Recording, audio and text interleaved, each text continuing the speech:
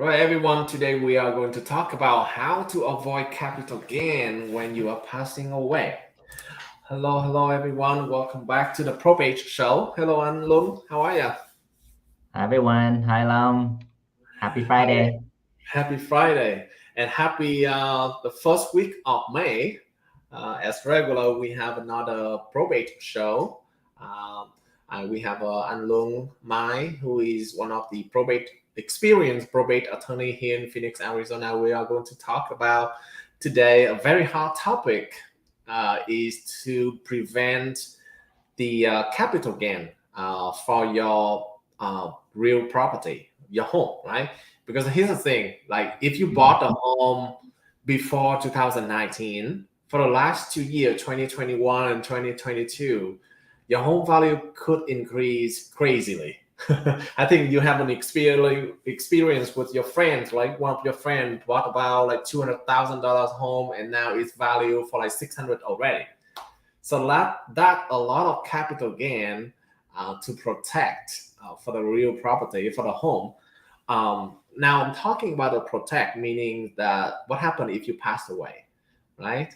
What happened if you pass away with that capital gain? And let's say for the situation that person do not have any inherit, do not have any appropriate documents.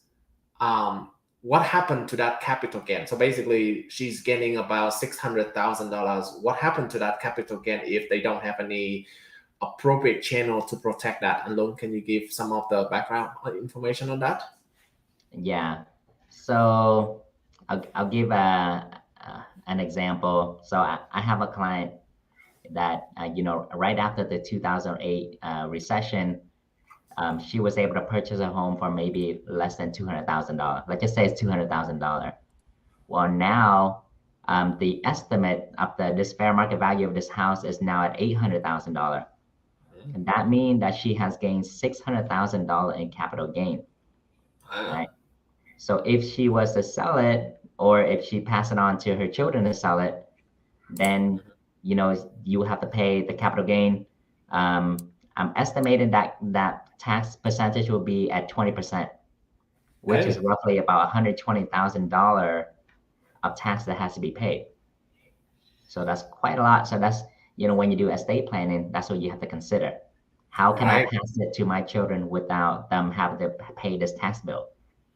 Right, right. And for that situation, like if there is no appropriate tax planning or estate planning, some of the people gonna complete the transfer of the ownership of the property to the child before the death.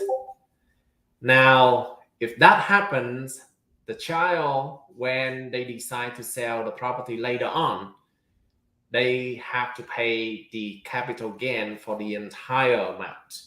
For that situation, that 600,000 gonna be taxed on the capital gain, right? Yeah. Uh-huh. So to avoid that, you want to make sure that your home get passed through inheritance. So you can either do it through a trust, you put into a trust, so that way when you pass away, it goes to your children or grandchildren, or you do what's called a beneficiary deed, which will also pass it to your children or grandchildren when you pass away. And when they take it as an inheritance, they get to claim the step-up basis. So going back to that example, the new basis will be at $800,000 instead of $200,000.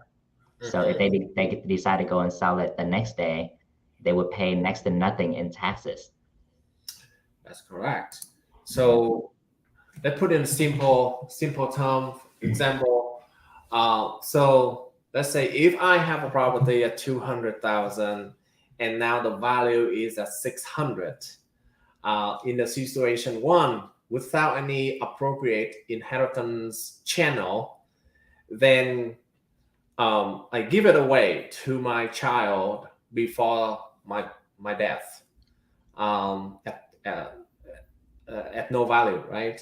But when he decide to sell the property later on, maybe let's say at 800, then he has to receive the original basics where I bought the home, when I bought the home at 200. So that's $600,000, and to a loan points, that is 20% tax rate on that 600. So that's 120 versus if don't do that, don't do the first way, right? Give away the property before the death, because I know a lot of people, they actually think of the child. That's for the benefit of the child. So they just say, hey, let's take care of all the paperwork before I pass away, right?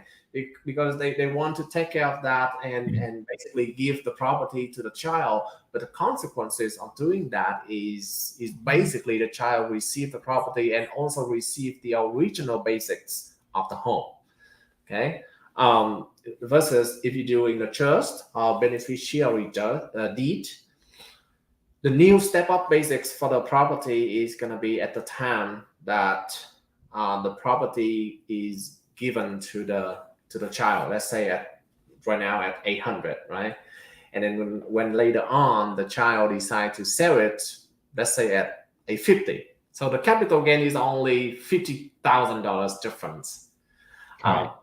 Most of the time, they don't even have to pay capital gain on that 50,000, because if it is a primary home, for example, there's a limit as well. I think it's like $250,000 capital gain before you have to pay tax, right? So most of the time, you don't even have to worry about that 50,000 difference. And and the benefit is 50,000 instead of 600,000. Yeah, exactly. Yeah. So that is the benefit of the trust and the beneficiary deed. Make sure that you take advantage of that to protect the capital gain in that situation. Yeah, I notice a lot of people a lot of people I talk to, when I ask them, how do you plan to give your house to your children? They said that, I went to somebody to do a quitclaim deed to add my child to my home. Oh, no. Or I quitclaim a deed to my child already. So I don't have to worry about it anymore. Then that's when I'm like, oh my God, you have just made one of the biggest mistakes that you could possibly do. Right. Because when that happened, like we discussed earlier, the original basics gonna be transferred to your child as well. If you do a quitclaim deed in that situation, because you're still alive.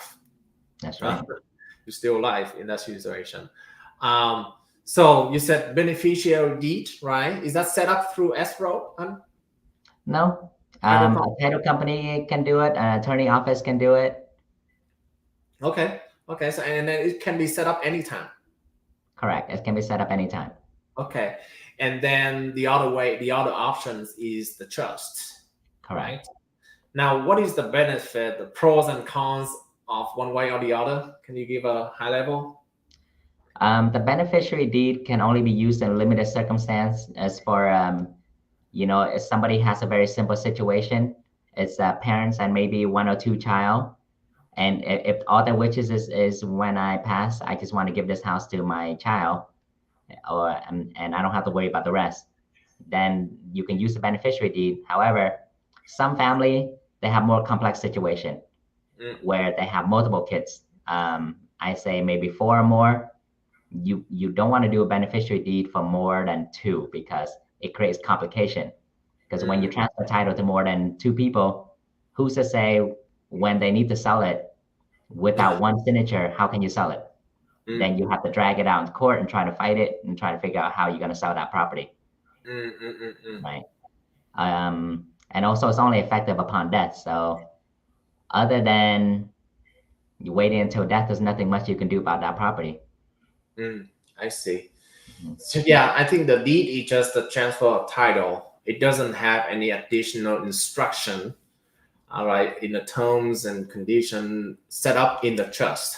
That's why I think the trust is more detailed, clearly define what the trustee wants upon the death, right? Right, and also a beneficiary deed cannot be used on minor either.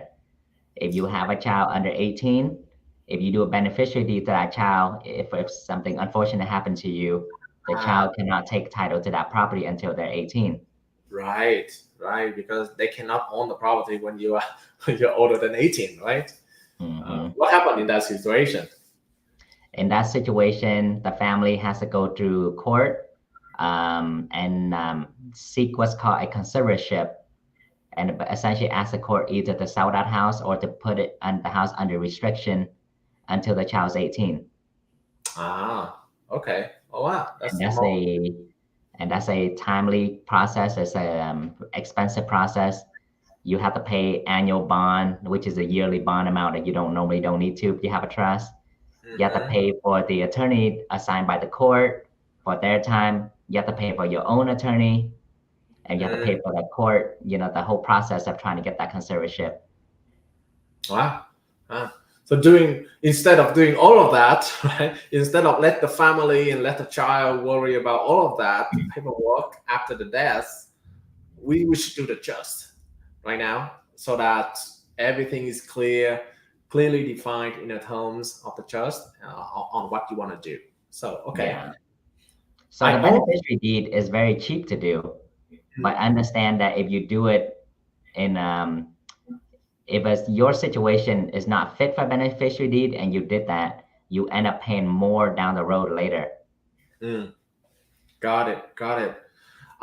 So I also heard that there are two different types of trust. Is that correct? Correct. Okay. There's multiple type of trust, but the main two trusts that people know about, one is Uh-huh. called the living trust. Okay. The living trust is basically you have full ownership and control of the trust. So while you are alive, you own that trust. You can amend it. You can terminate it. You can move asset in and out of that trust. That's why it's called living trust. Okay. The second type of trust is called irrevocable trust. Okay. The word irrevocable stands for you cannot change it. So essentially, when you create this trust, you put asset into it, you put your term and condition into it. After that, you are not allowed to change the trust, amend the trust anymore. Okay. So even if I have a new properties, I cannot add to the irrevocable trust. No, you can always put more into it. However, taking it out is the difficult part Ah. because you who created this trust no longer have the power to take it out. You have to ask the trustee, whoever that you have designated to be the trustee for this trust, for them to bring it out for you. Oh, really? So Okay. like if I create an irrevocable trust for myself and I put my home into it, and my condition is basically, um, you know, uh, this house is for me to live in until I die. And if for Mm-hmm. some reason when I die it goes to you, Mm. and I'm given full control of this trust to you, and then I Ah. put another property into it, and later on I change my mind. I'm like, I want to take my house back. I don't want to put into this irrevocable trust anymore. I have to come to you, and Ah. maybe you will say yes, but maybe you will say no, Okay. and Okay. that's nothing I can do about that. I see. I see. Okay. Now, in the topic that we are talking about today, which is the protect capital gain when you passed away, is there any difference between the living trust versus the irrevocable trust? Yes, so there is an important change in the law. Um, it passed recently by the IRS that basically, so before this law, if you transfer your home into an irrevocable trust, now people do this for many reasons. They do this for asset protection. Okay. So let's say if I have creditors, or I have like a terminal cancer condition where I'm going to need long-term care. Okay. I know that I'm going to be spending a ton of money through medical debt. And by the time I die, I'll probably have a lot of medical debts. And I don't want to leave that to my estate, my children to pay for that. Mm-hmm. So I'm going to try and find a way to protect that. Mm-hmm. And I'm going to move my property into this irrevocable trust before I need to use the long-term care. Okay. Basically, I give up control of my house, but because I give up control of my house, I no longer have the ability to take it back. So that means it's not my asset anymore, Okay. right? Um, Prior to the new law, when this house in the irrevocable trust get passed on to the children, they get to claim the step-up basis. Okay. Okay. However, the new law prevented that from happening. The new law basically say when I transfer my house into irrevocable trust, it's a complete gift to the trust. Therefore, the basis follow the gift. The basically it goes with the trust. So when Okay. it passed on to my children, they get to take the basis that I bought the home for. So if I bought it for $200,000 and now it's worth $800,000, my children gets the basis of $200,000. They do not get the step up basis. Okay. Now, just to be back up a little bit, I think one of the reason why people do the irrevocable trust is that, for your example, about like, okay, if I have a terminal cancer and I need a nurse to take care of me on a daily basis, right? That's gonna cost like $5,000 or $7,000 every month. Mm-hmm. And some of the people, because there was a loophole that they can come to first of all, they don't want to pay for the nurse, but they still want to use the service of the nurse, right? And then I heard that they can ask for the government to help out for that service. Is that correct, An? Yeah, so generally if you're like a poor person and you don't have a lot of properties, you don't have money, when you become sick, you can apply for government benefits to take care of you. Okay. And one of those benefits would be, Medicare, Medicaid, long-term care. Mm-hmm. But of course, when these benefits are provided either by the state or the federal government, they're gonna want to find some way to take it back. Okay. And if you own asset like a home, bank account, they're gonna try and get that back from your estate after you die.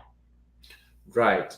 But by putting into a irrevocable trust, it prevents the government, the agency, to put the lien against the property, and therefore you technically do not have to pay them for the service that you use. Right, but here's the caveat is that you Okay. have to do it 5 years before you need to use the service. You have to what, 5 years? You have to transfer your property 5 years before needing this service. Okay. Okay. So you can't just be like, oh, I have a terminal condition now. Now I'm just gonna get rid of all my assets. It doesn't work like that. Okay. Okay. But now let's say if I were able to do that, and if I'm very greedy, and everything is legal, right? There's nothing illegal to put my property into an irrevocable trust. There's nothing against the law to prohibit me to doing so.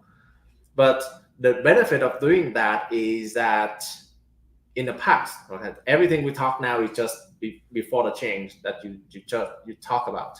In the past, the government is no longer let's say, am able to put into the irrevocable trust and I use all the services provided by the government, by the agency. And because the property is in irrevocable trust, they cannot put a lien against the property. So when I die, or even when my child sell the house, my child do not have to pay those services back to the government. So that's the benefit before. But with the new law, I believe that you have the recent post on your Facebook as well, right, An? Yeah. So I post on my AZ Legacy Law Group page about this change in the law because it's so significant that I had to do it to make sure everybody knows about it. Okay. And before you can have your cake and eat it as well. Now, because they closed this loophole, you no longer have that ability. You can have your cake, but you won't be able to eat it. So you have to make the decision whether you value the capital gain more, the step up basis more, or the protection against possible medical debt more.